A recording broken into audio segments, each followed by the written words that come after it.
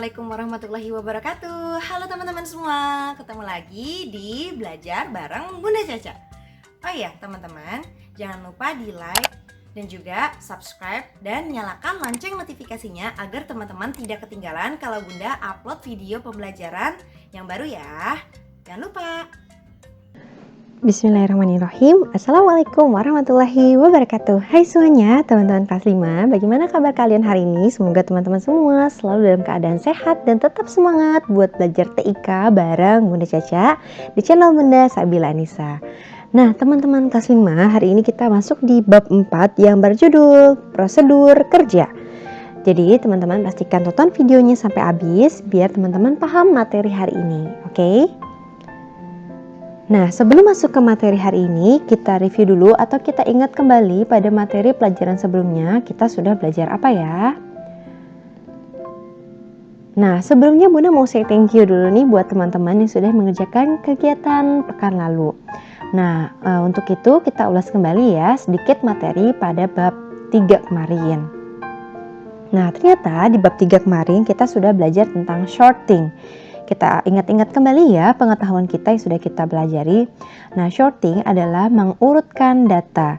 Data pada Windows Explorer atau folder dapat kita urutkan berdasarkan beberapa hal seperti nama, data terakhir diubah, tipe file, ukuran data yang dibuat, data dari besar ke kecil atau awal ke akhir, dan data dari kecil ke besar atau akhir ke awal. Nah, ini adalah pembahasan bab sebelumnya. Selanjutnya, kita juga pernah pekan lalu ya, sebelumnya itu kita udah sempat belajar tentang clustering. Clustering itu apa? Jadi clustering itu mengelompokkan data pada Windows Explorer. Clustering juga digunakan atau disebut sebagai fitur group by, begitu. Dan kita juga terakhir nih, praktek yang lalu kita sudah belajar tentang searching data. Searching data sendiri digunakan untuk memudahkan kita untuk menemukan data.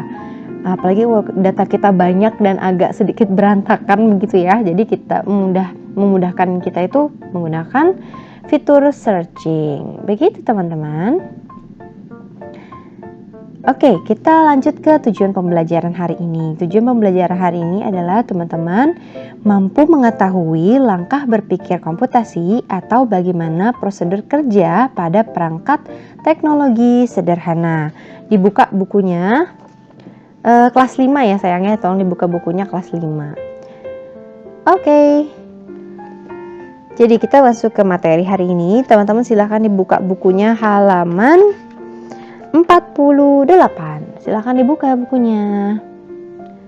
Nah, kita ingat-ingat dulu nih, waktu itu kalian pada saat kelas 4 sempat juga nih belajar tentang berpikir komputasi, tentang prosedur kerja, algoritma itu apa. Nah, sekarang kita ingat kembali ya. Jadi apa sih itu berpikir komputasi? Nah, berpikir komputasi adalah kemampuan berpikir untuk memahami suatu permasalahan secara logis dan mencari solusi yang mana solusi tersebut dapat dipahami oleh manusia maupun komputer. Oke, jadi intinya untuk berpikir komputasi itu ketika ada permasalahan gitu ya, permasalahan dan teman-teman berusaha untuk menemukan pemecahan masalah tersebut. Nah, itu disebut berpikir komputasi. Berpikir komputasi juga nggak hanya dilakukan oleh manusia gitu ya, tapi juga komputer pun atau teknologi pun juga berpikir komputasi gitu. Nah, selanjutnya ada berpikir komputasi atau algoritma. Nah, jadi algoritma itu kalau berpikir komputasi kan ya proses berpikirnya gitu kan. Tapi kalau algoritma itu apa? Jadi algoritma adalah urutan langkah-langkah untuk melakukan kegiatan atau menyelesaikan masalah itu sendiri. Contohnya seperti ini. Nah, jadi kita sambil berpikir lalu dituangkan ke dalam algoritma. Misalnya, bagaimana sih langkah-langkah atau algoritma teman-teman mensikat gigi gitu kan. Pertama pasti oleskan dulu pasta giginya ke sikat gigi, lalu disikat, lalu berkumur, bersihkan kembali sikat giginya, lalu letakkan sikat gigi di tempatnya. Inilah disebut juga dengan algoritma atau langkah-langkah untuk melakukan kegiatan atau menyelesaikan masalah. Oke, waktu itu kelas 4 juga sempat kita bahas ya, videonya juga teman-teman bisa cari lagi nih di playlist Bunda yang kelas 4. Kita sudah belajar tentang algoritma. Algoritma itu sendiri dibagi menjadi 2, ada yang disebut juga dengan diagram alir atau diagram alur gitu, sama ya, atau bahasa Inggrisnya flowchart. Dan algoritma juga dapat dituliskan dalam bentuk narasi atau tertulis gitu. Nah, kalau algoritma dalam bentuk flowchart itu ditulis dalam bentuk susun gitu, jadi disusun satu persatu. Sedangkan narasi itu per kalimat. Nah, ini nih ada di halaman 48. Jadi teman-teman dibuka bukunya halaman 48 ya. Di sini ada yang berjudul prosedur kerja pada perangkat teknologi sederhana. Nah, ini ada langkah-langkahnya nih, dan ini langkah-langkahnya kita tulis dalam bentuk algoritma narasi. Yang pertama, ini teknologi menggunakan mesin cuci ya, dan mesin cuci itu termasuk perangkat teknologi yang biasa kita gunakan dalam kehidupan sehari-hari ya. Tentu saja mesin cuci ini teknologi memudahkan kita dan membuat efisien ketika kita mencuci baju gitu ya, cepat dan efisien. Nah, yang pertama langkahnya pasti kita masukkan dulu pakaian kotor ke mesin cuci. Langkah kedua, kita masukkan deterjen atau sabun cucinya.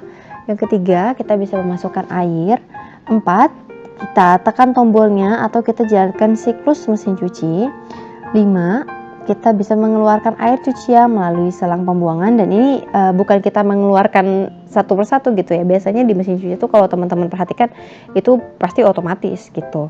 Keenam, bilas pakaian. 7, keringkan pakaian.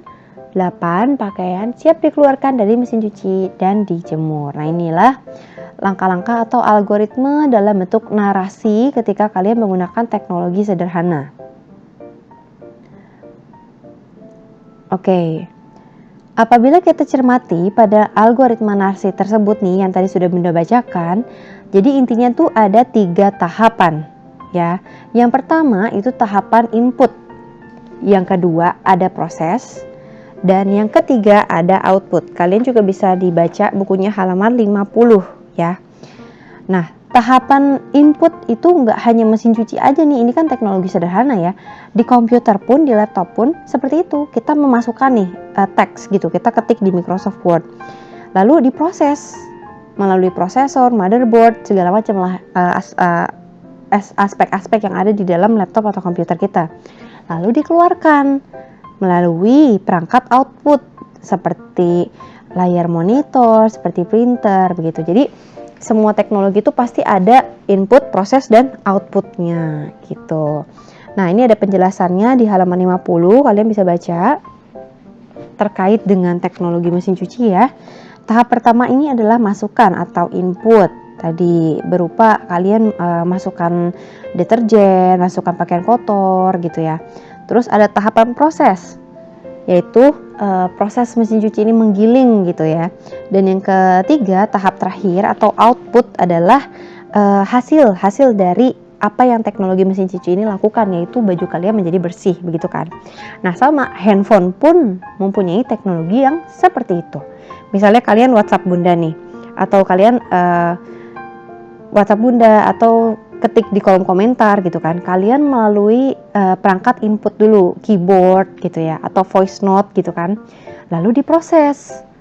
Nah, lalu dikeluarkan atau output melalui tampilan layar handphone kalian atau layar monitor kalian. Begitu teman-teman. Jadi intinya setiap teknologi itu pasti memiliki tahapan-tahapan input, proses, dan output.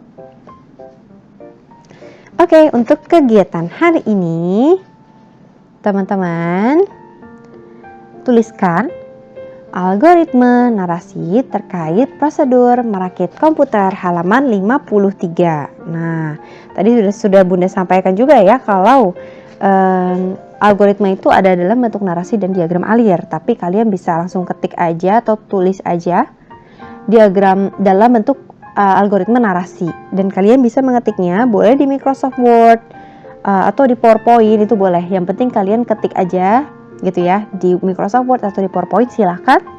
Kalau sudah difotokan atau di screenshot, nanti kirim ke BDR. Dan satu lagi, kamu dapat mempraktekkan bagaimana prosedur kerja pada alat teknologi sederhana.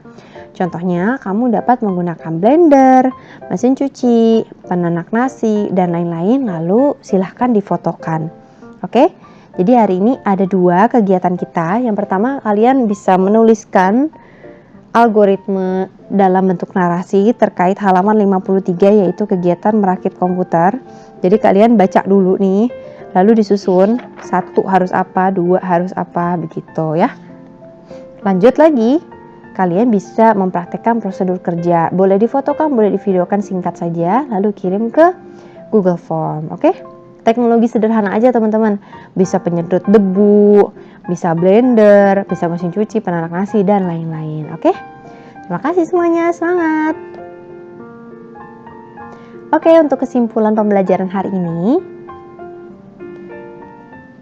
alhamdulillah hari ini kita telah mengetahui dan mempraktekkan bagaimana sih cara prosedur kerja yang terdapat pada alat teknologi sederhana. Dan kita sudah mengetahui ya bahwa algoritma itu dapat ditulis dalam dua bentuk, yaitu diagram alir dan juga narasi. Oke, terima kasih semuanya. Oke, terima kasih semuanya sudah menyimak video ini sampai selesai. Semoga videonya bermanfaat buat teman-teman semua. Kalau kalian suka dengan videonya, jangan lupa berikan tombol like-nya, komentar yang positif di kolom komentar di bawah, dan jangan lupa komentar kehadiran juga. Dan subscribe buat yang belum subscribe, ayo di subscribe dong. Dan jangan lupa nyalakan lonceng notifikasinya biar gak ketinggalan kalau Bunda upload video yang baru. Thank you for watching. Semoga bermanfaat buat teman-teman semua. I'll see you in my next video. Sehat terus, jaga selalu kesehatan, makan makanan yang bergizi, tetap semangat. Oke semuanya, Bunda akhiri. Wassalamualaikum warahmatullahi wabarakatuh. See ya. Bye.